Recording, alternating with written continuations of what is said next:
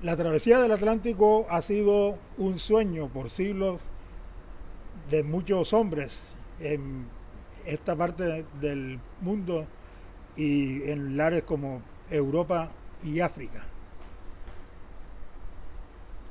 ¿Cómo se decide uno a cruzar el Atlántico?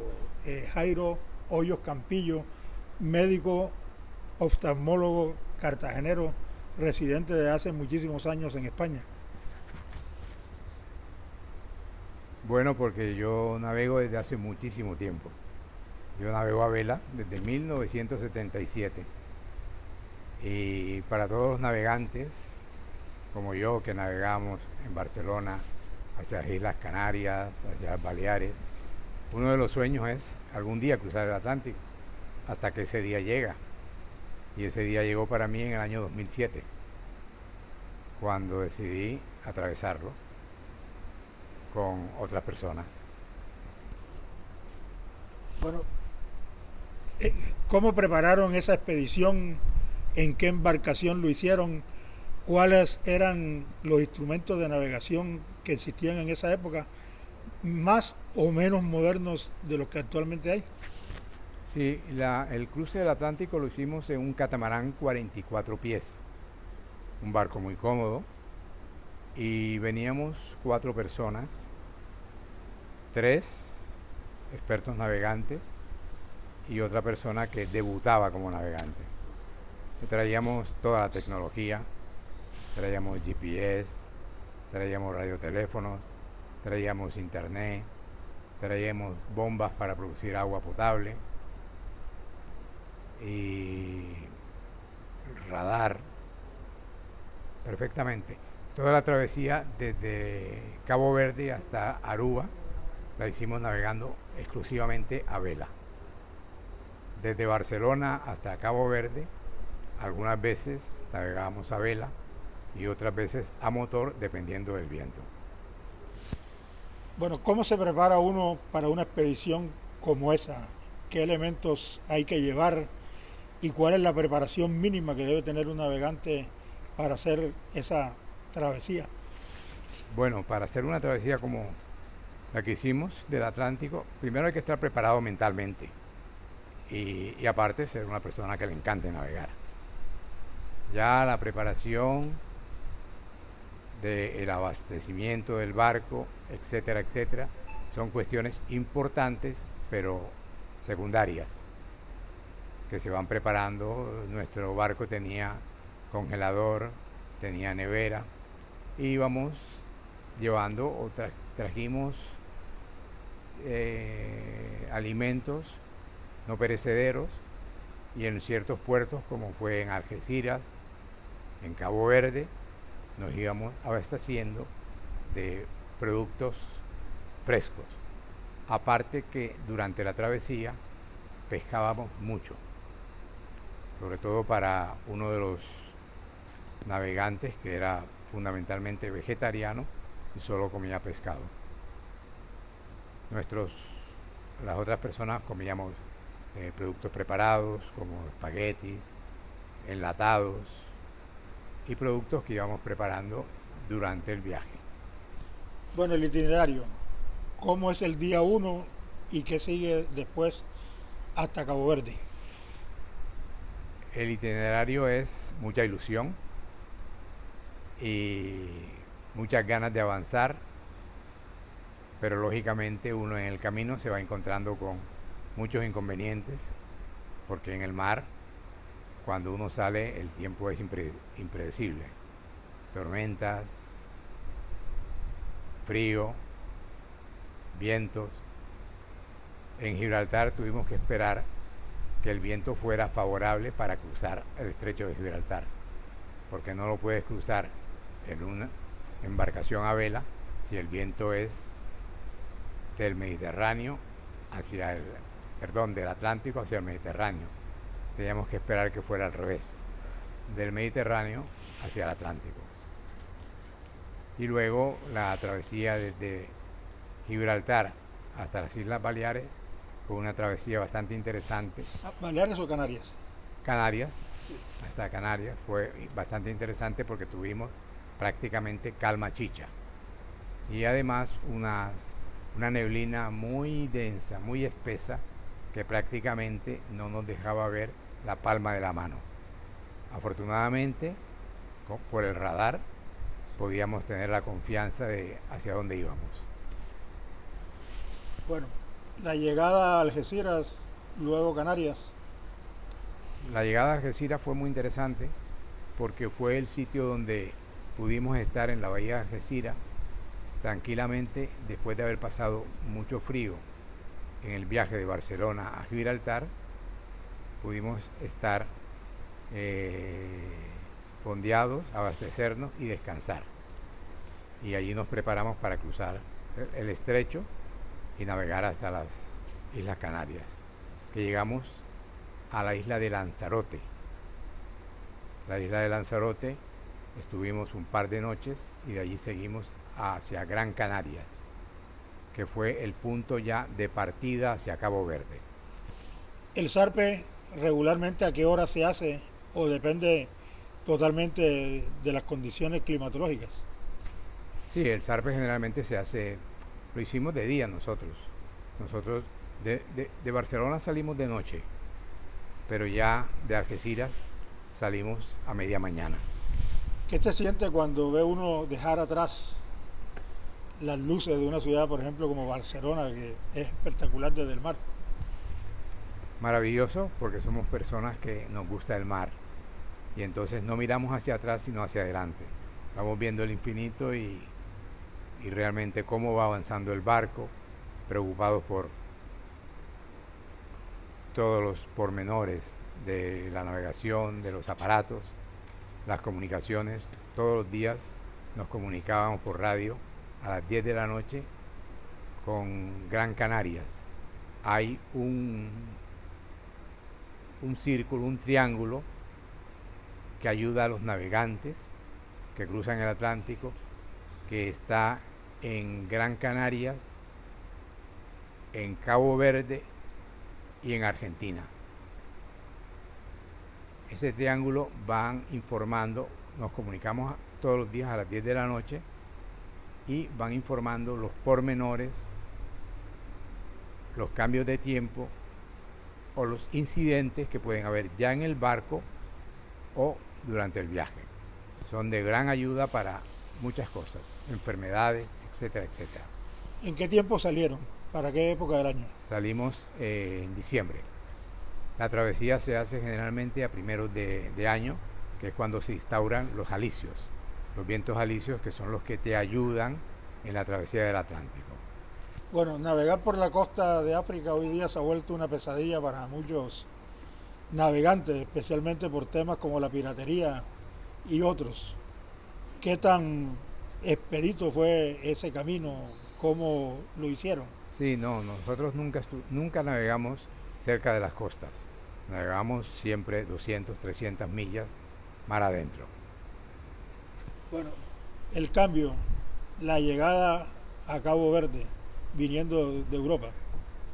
El cambio ya cuando cruzamos el estrecho de Gibraltar, ya hubo un cambio de climatología y ya pudimos prescindir de la ropa de invierno y disfrutar del viento y del sol y del calor. Cabo Verde fue una gran experiencia para mí personalmente porque fue algo diferente, ¿no? Me llamó la atención en Cabo Verde que no tiene nada que ver, como su nombre lo indica, de Cabo Verde, porque es una montaña de arena. Todo eso es producido por los vientos del Sahara. Antiguamente sí que fueron montañas verdes. Cabo Verde fue una colonia portuguesa de extramar y realmente al principio en las lecturas ves que eran montañas verdes, pero hoy en día son prácticamente montañas de arena porque las tormentas del desierto traen la arena del desierto del Sahara y han cambiado completamente la fisonomía. O sea que de montaña hemos pasado a una zona de dunas. Por así decirlo. Sí. Es un agua muy fría además también para el baño. Es diferente. La alegría de Cabo Verde es muy interesante. Compartir con los habitantes de Cabo Verde fue muy agradable y allí nos aprovisionamos nuevamente de verduras, frutas secas, etcétera, etcétera, frutas verdes. Fue muy interesante. Estuvimos una semana en Cabo Verde. Y además en Cabo Verde se reúnen todos los navegantes de Europa que van a cruzar el Atlántico. Allí unos van hacia Brasil y otros van hacia Martinica y otros vienen hacia el Caribe, como era nuestro destino. Bueno, el zarpe de Cabo Verde a las Américas, ¿cómo se da? ¿Qué expectativas había? ¿Cuál era el estado de ánimo? ¿Y cuáles las reflexiones de lo que había ocurrido entre Barcelona y Cabo Verde? Cuando llegamos a Cabo Verde, en algunos de nosotros había un poco de desilusión porque el tiempo no había sido lo que esperábamos. Habían habido calmas chichas, etcétera. Posiblemente nos preguntamos qué estamos haciendo aquí. Pero una vez que salimos de Cabo Verde, todo cambió, porque los alicios nos ayudaron. El barco navegaba completamente a vela y fue maravilloso. Y la expectativa era ya, teníamos por delante todo el Atlántico para nosotros. Fuimos buscando las corrientes, que también gracias a uno de los compañeros, que era un experto marinero, pudimos ir buscando corrientes y aprendí lo que es navegar sobre las corrientes. Es como si vas navegando y de repente te montas en una autopista y el barco gana 3, 4, 5 nudos de velocidad. Bueno, haciendo una recapitulación sobre los términos de la marinería, calma, chicha, ¿y a qué equivale un nudo para la gente que no es experta en estas artes de la navegación? Bueno, la calma chicha es cuando no tenemos viento, ¿eh? Cuando prácticamente tienes que encender el motor. Incluso hay momentos en que el mar se convierte en una piscina. Pero eso nos ocurrió muy pocas veces. El barco tenía aproximadamente de promedio, al ser un catamarán, navegaba muy deprisa. Fundamentalmente unos 8, 9, 10 nudos de promedio. Detrás de nosotros teníamos una ola de unos 7 metros, pero que nunca reventaba. O sea, iban sobre el lomo de la ola. Era una ola que nos alcanzaba, subía al barco, lo impulsaba y en esos momentos llegábamos a alcanzar hasta 15 nudos de velocidad. Luego, al finalizar la ola, el barco caía en la hondonada, disminuíamos la velocidad y volvíamos a coger la misma velocidad. Así estuvimos hasta prácticamente hasta Aruba. Bueno, ¿por qué Aruba? Porque era la primera isla. O teníamos que ir hacia Martinica o hacia Aruba, porque era la primera isla que nos podíamos encontrar. No queríamos ir a las islas de Venezuela, porque en ese entonces habían problemas entre España y Venezuela con Chávez. Y no queríamos arriesgarnos llevando un barco de bandera española y llevando un tripulante español, un colombiano y un italiano. Teníamos miedo a que posiblemente pudiéramos ser objetos de cualquier cosa, ¿no? También se hablaba de que en las costas venezolanas en ese momento había mucha piratería.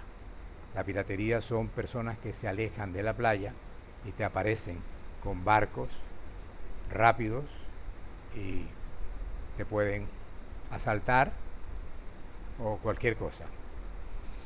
Bueno, ¿qué se siente? ¿Cuántos días de navegación entre Aruba y Cabo Verde? Fueron 15 días y 20 horas. Sí. ¿Qué se siente de ver nuevamente tierra, aunque no sea firme en esta oportunidad, una isla? Bueno, la alegría de llegar. Pero la travesía también fue maravillosa porque las noches eran maravillosas estudiando las estrellas, viendo las olas, viendo lo que venía en la ola de atrás. Traíamos ballenas, traíamos tortugas, etcétera. O sea, la experiencia es maravillosa. Las puestas de sol, los amaneceres. Es una experiencia que quien lo puede hacer, por lo menos que lo haga una vez en la vida. Yo pienso repetirlo. Bueno, ¿cómo es un día a bordo? Un día a bordo, Mar adentro. sí. Un día a bordo es muy tranquilo, aparte de que tienes que estar pendiente del barco, de las velas, de todos los pormenores del barco, y cada 4 horas estabas pendiente del radar, del GPS y del timón. Eso una persona. Los demás podían disponer del tiempo como quisieran. Unos dormían, otros leían, otros escribían, otros jugaban a solitario. Yo fundamentalmente me dediqué a escribir mi bitácora y a hacer fotografías. El italiano se dedicaba a leer sus libros y una compañera filósofa que traíamos también venía dedicada a sus estudios. Pero cada uno tenía su vida privada dentro del barco. Bueno, ¿qué preparación se requiere para ser marinero en una travesía como esa? Gustarte el mar, gustarte el mar, gustarte la soledad. Conocimientos mínimos. No, claro, todos éramos navegantes, todos sabíamos navegar indiscutiblemente, excepto una persona, pero que era la compañera que venía con nosotros, pero ella simplemente nos ayudaba, pero todos los demás éramos adictos a la navegación. Yo estoy navegando desde 1977 y antes de hacer esa travesía ya había tenido 4 barcos diferentes, todos veleros. No hay momentos de agobio en medio de la soledad de esa inmensidad del mar. Sí, hay momentos de agobio, hay momentos de peligro. Tuvimos un incidente que fue que rompimos una de las bridas que comunicaba el timón con la rueda, pero afortunadamente, debido a que uno de los que venían era un experto mecánica, lo pudo reparar. Otra vez se nos disparó la radiobaliza.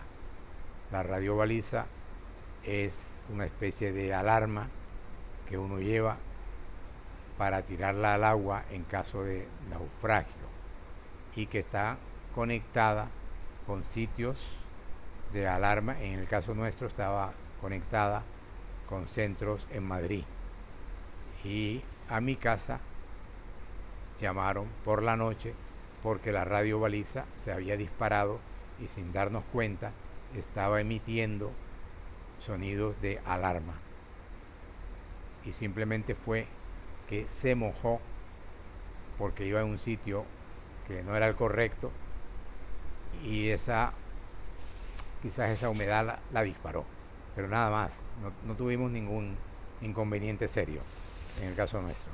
Bueno, se topa uno con alguna o sin ninguna frecuencia o con poca frecuencia con los mercantes, con otro tipo de embarcaciones. ¿Hay algún tipo de señal de saludo cuando se producen estos encuentros? Uno tiene que estar pendiente de los mercantes, que los ves a distancia. Los grandes barcos los ves a distancia. Primero los tienes controlados por el radar. Lo más preocupante siempre es la noche, porque durante el día, por contacto visual, puedes verlo todo, pero en la noche fundamentalmente es el radar y las luces. Sí, nos llegamos a cruzar con mercantes casi cerca de las costas de Venezuela.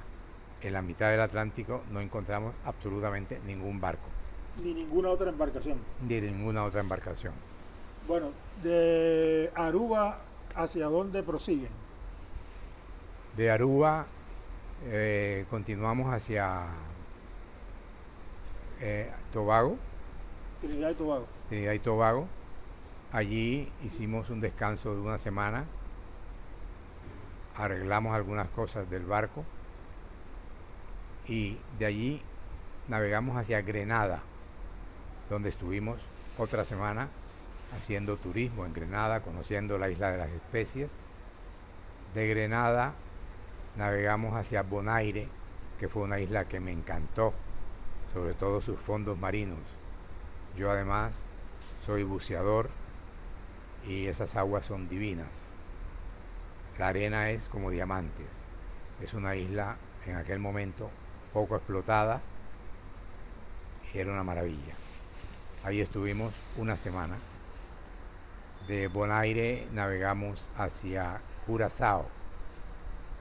Curazao es la isla industrial de las Antillas. Neerlandesas. Exactamente. En Curazao duramos otra semana. De Curazao ya fuimos hacia la isla más próxima, donde estuvimos otra semana, y de ahí navegamos a Cartagena. Bueno, ¿cómo es ese viaje hacia Cartagena, ese trayecto? El trayecto hasta Cartagena fue realmente muy bueno. El cruce de la desembocadura del Magdalena fue algo bastante intenso, porque la influencia que tiene la desembocadura se nota millas mar adentro. El barco tiembla, y son las corrientes que lo hacen temblar. Y ya luego, costeando, llegamos hasta Cartagena, donde nos esperaron unos amigos a la entrada de Boca Grande.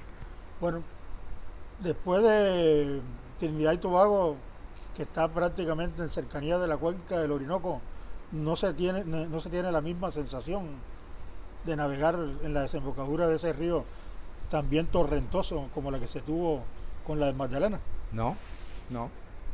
La experiencia nuestra interesante fue en la desembocadura del Magdalena, cuando pasamos por frente. Bueno, ¿qué se siente al llegar a su tierra después de un viaje? Una gran satisfacción y una misión cumplida. Sí. El regreso igualmente transcurrió en los mismos términos de poca complicación. El regreso nuevamente a España fue un año después, en una época diferente. Yo no la realicé completamente por cuestiones de trabajo. Navegué con unos amigos hasta San Andrés y Providencia, y allí pasamos a Panamá y ya me devolví en avión. El barco siguió su ruta hasta Cádiz, donde lo recogí yo nuevamente. Bueno, Cartagena es una ciudad marinera con muy poca gente amante del mar y de experiencias extremas como esta de cruzar el Atlántico, de ir de América a África y luego a Europa. ¿Qué recomendación le dan a los cartageneros que se acostumbraron por siempre a vivir de espaldas al mar? Sí, eso es curioso. Pero entre mis amigos ya hay personas que se animan mucho, que tienen embarcaciones, que navegan hacia Jamaica, y algunos que se aventuran a la travesía del Atlántico. Pocos, pero los hay. Bueno, costos. ¿Cuánto vale una embarcación de mínimas condiciones para hacer esa travesía, y más o menos cuánto es el importe de lo que deriva el gasto de habituallamiento, de combustible, o sea, todo lo que se requiere para esa navegación? Bueno, el costo de una navegación depende, ¿no? Porque nos encontramos en las Canarias que habían personas que iban a cruzar el Atlántico hasta en bote de remos. O sea que eso es muy particular. Sí. Y los costos, pues sí, son barcos, depende si el barco es de alquiler, si el barco es de propiedad, etcétera. Son barcos costosos, indiscutiblemente. Y el habituallamiento lo va haciendo uno poco a poco a medida de... Pero son barcos costosos. Sí, pero más o menos en dólares o en euros, un estimado. Un estimado, pues puede ser, no sé, podemos decir que se puede cruzar el Atlántico en un barco de $70,000 o en un barco de $500,000, depende. Sí. ¿Y el financiamiento del costo de la travesía en sí? Eso lo hacen pues entre los marineros. ¿Cuánto más o menos puede estar costando? Pues yo no lo recuerdo. Sí. ¿Qué documentación se requiere para una navegación como esa? ¿Hay algún tipo algún tipo de documentación que acredite. Sí, claro. Primero, el título de propiedad del barco. Segundo, un seguro del barco. Tercero, el título del capitán. Y fundamentalmente eso. Título de propiedad del barco, seguro del barco y el título de capitán, el que lo lleva. Bueno, anécdotas que podamos contar de esa travesía, de lo que habitualmente ocurre cuando se navega. Para mí realmente en plan personal fue una experiencia maravillosa, porque fue una época en que yo estuve conmigo mismo, con mis pensamientos, y realmente es una vida hacia tu interior espectacular. Esas son experiencias personales, cada uno podíamos contar una experiencia diferente. Una de las personas que venía conmigo me decía, es la mejor cosa que he hecho en mi vida, y cada año por esta época me sigue escribiendo y me dice, se lo cuento a mis hijos, etcétera, etcétera, etcétera. Son experiencias muy personales. Yo lo recomiendo y yo lo pienso hacer nuevamente. Bueno, doctor Hoyos, no hay un síndrome postnavegacional así como lo hay postvacacional. Pues yo no lo tuve, yo no lo tuve. Hay el síndrome de los que cuando están en tierra se marean, porque cuando van navegando se mueven, y cuando llegan a la tierra ese movimiento continúa en los laberintos del oído, pero eso es pasajero, puede ser 24 o 48 horas. Yo no lo experimenté, pero otras personas lo comentan. Es muy difícil sobreponerse a los mareos de la navegación. Es que no tuvimos, ninguno de nosotros tuvimos mareos. La persona que se marea ya es otra cosa, pero ninguna de las personas que íbamos en el barco nos mareamos. Por eso son personas que tienen que estar preparadas, haber navegado previamente, porque hacerlo por primera vez sin experiencia sería muy duro. Bueno, doctor Hoyos Campillo, algo que yo no le haya preguntado, algo que usted quiera decir al margen de esta amena conversación sobre esa experiencia maravillosa de cruzar el Atlántico. No, que es una experiencia maravillosa que yo le recomiendo a todos mis amigos, y sobre todo al amigo que nos ha presentado, que tiene la ilusión de cruzar el Atlántico conmigo nuevamente, y lo voy a invitar la próxima vez. Es una gran experiencia. Estamos hablando de nuestro común amigo Alberto Román Estor, Exacto, exacto. conocido en la ciudad muy cariñosamente como Rábano. Así es. Bueno, muchas gracias, doctor Hoyos, y espero que disfruten los. Muchas gracias, Luis, por haberme recordado mi experiencia marinera.